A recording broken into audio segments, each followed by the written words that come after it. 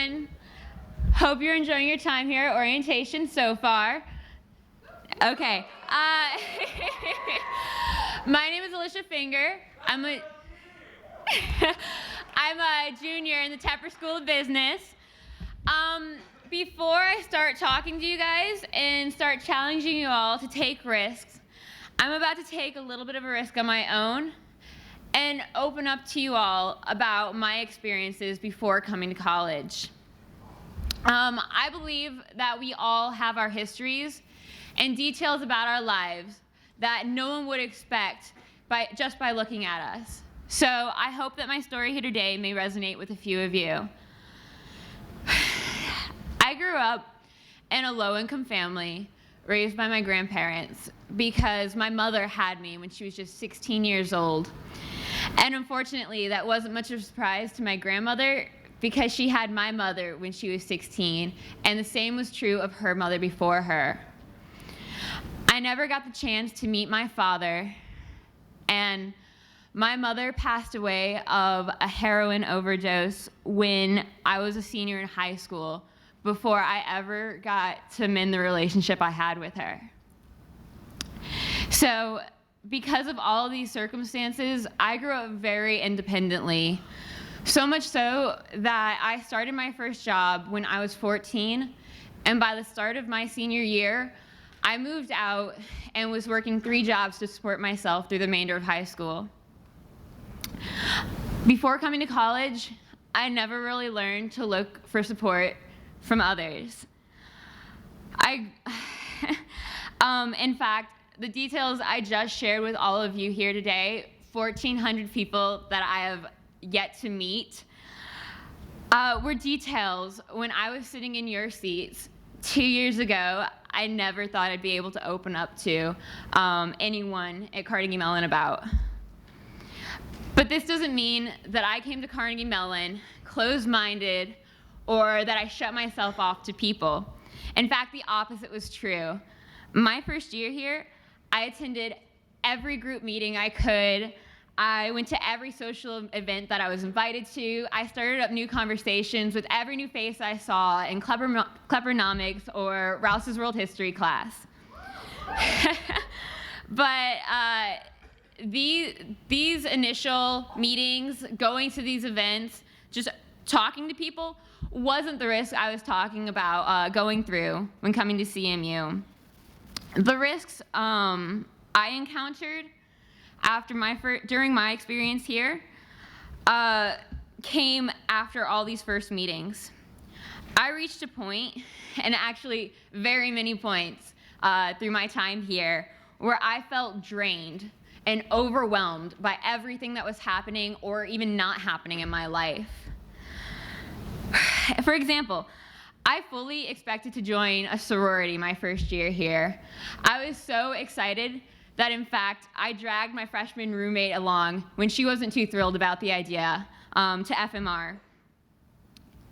But come day 3 of FMR, I was exhausted and kind of disappointed that it wasn't everything I had hoped it to be.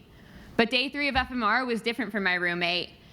She was more pumped and passionate than ever for school to begin and to start her life with her new sorority sisters. So for me, 1 semester and 4 to 5 college organizations later, I realized that I still hadn't found my thing, my niche, an organization that I felt I could truly identify myself with. It wasn't until the middle of my sophomore year that I realized that my experience wasn't going to be like that of my friends. My particular passions weren't student senate, weren't lacrosse, weren't volunteering at a homeless shelter.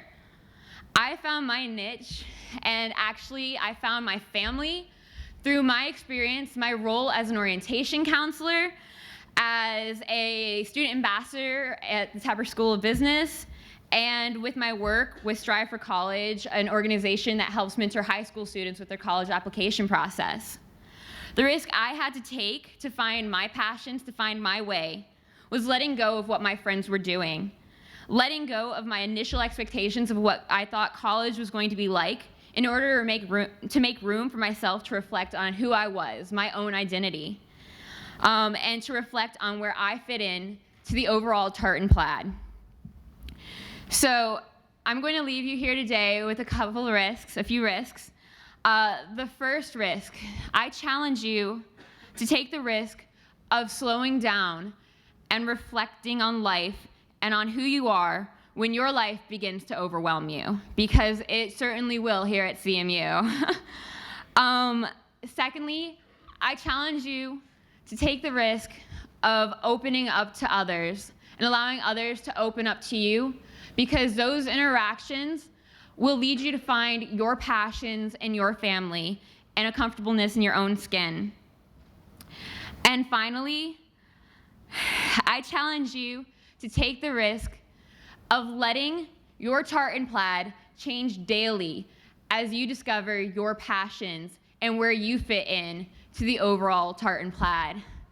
I wish you all the best in finding your way through the next 4 or 5 years here at CMU and in all of your interactions and endeavors. Thank you very much.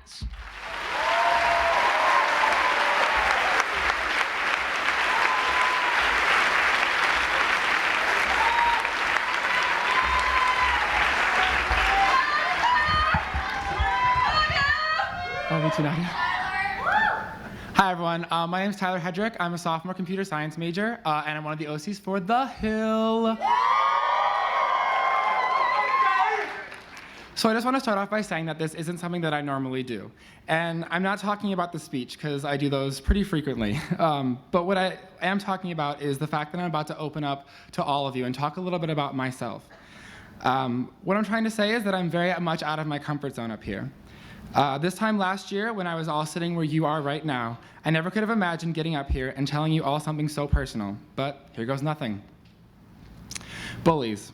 We all know what bullying means, and we all know what it's like to be the victim of bullying. Hell, we've all been bullies before in one way or another. I know I sure have.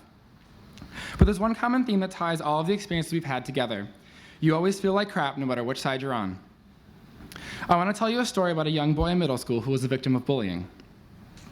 Waking up was a task in itself. He wondered if getting out of bed and going to school was even worth it. Now, I'm not saying this kid wasn't smart. In fact, he was 2 math classes ahead of most students, but that wasn't important to him. He wasn't the athletic type and certainly wasn't the best-looking guy in the world, but I mean, it's middle school, and nobody, no matter what they might think, is that attractive as a 12-year-old. You might be wondering if this kid had friends, and I can assure you that he did. Well, he thought he did at least. His friends were the type who would allow him to sit at the lunch table with them and would occasionally invite him over each other's houses, but he was more like the extra person. He wasn't really close with anyone and was honestly one of the more emotional kids I've ever met, especially for being a 12-year-old boy. He was different. He knew it, his parents knew it, and his friends knew it, but no one let him know that it was okay. He went through middle school constantly being ridiculed by kids just because he wouldn't be mean back, or to see how long it would take before he snapped. He never did snap, outwardly that is. The students that made fun of him, his parents, and even those he called his friends didn't know this, but that young boy went home every night hating himself. He hated every part of who he was, all because he felt that nobody else loved him and that he didn't have a true friend. He thought he was in love with one of his close friends, Lucy, but she ended up laughing at him and not speaking to him for a while when he tried to express his feelings. Each night before going to bed, he thought about ways he could end everything, what to write in the note he would leave, who he would blame it on, and most importantly, who would feel sorry. He imagined the people that would be at his funeral. At least his family would be there, and there sure were a lot of them. Hanging seemed too painful, and drowning was out of the question. If only he could get a hold of a gun, then it could be done much quicker. Or maybe an overdose on medication. That seems much less painful. Luckily, he never did any of these things. This kid was a stubborn ass and still is to this day. But I'm glad for it because it's the reason I'm standing in front of you right now. This story, if you didn't guess it, is all about me and the depression that I had when I was a young kid. I finally opened up to a true friend, and she really helped me see that all this pain and suffering was useless. I was just hurting myself for no reason, and people really did care about me. High school was so much better, and I finally found a group of friends that really did care. My best friend during high school and the girl that I dated for over 2 years helped me make who I am today. She taught me patience, how to love myself, and how to love someone else unconditionally. Now, some of you are probably confused, and I assure you that I did not date a girl to make everyone think that I am straight. I really did care about her. Unfortunately, the physical attraction wasn't really there, so we were kind of more like best friends than a real couple. To be completely clear,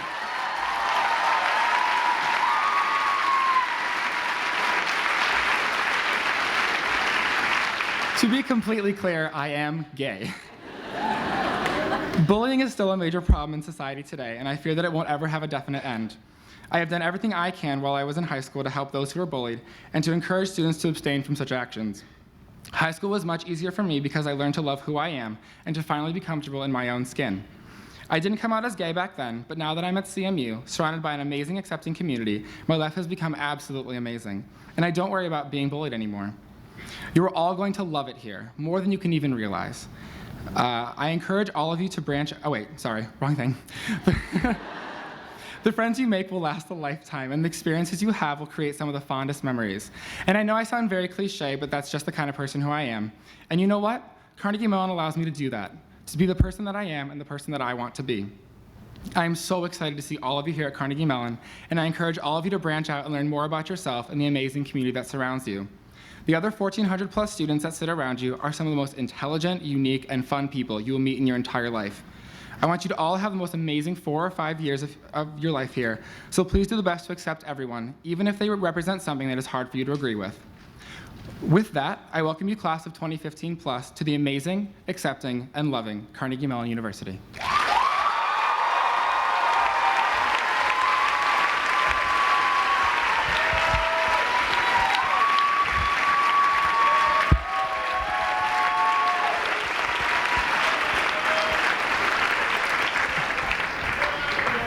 In the moment, I'd like to share a story.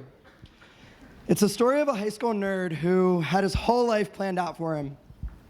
He knew what he wanted to do. He wanted to pursue a degree in computer science. He wanted to pursue a doctorate. He applied and was accepted to Carnegie Mellon School of Computer Science. In the moment, I'd like to tell you how that nerd's whole plan changed in just one semester here at Carnegie Mellon. He no longer wanted to be a computer science major. A semester and a whole new major later, that nerd couldn't have been happier. In the moment, that nerd was me. My name is Seth Vargo, and I challenge all of you to throw away all your premonitions about you and your past and embrace the greatest culture that I've ever seen.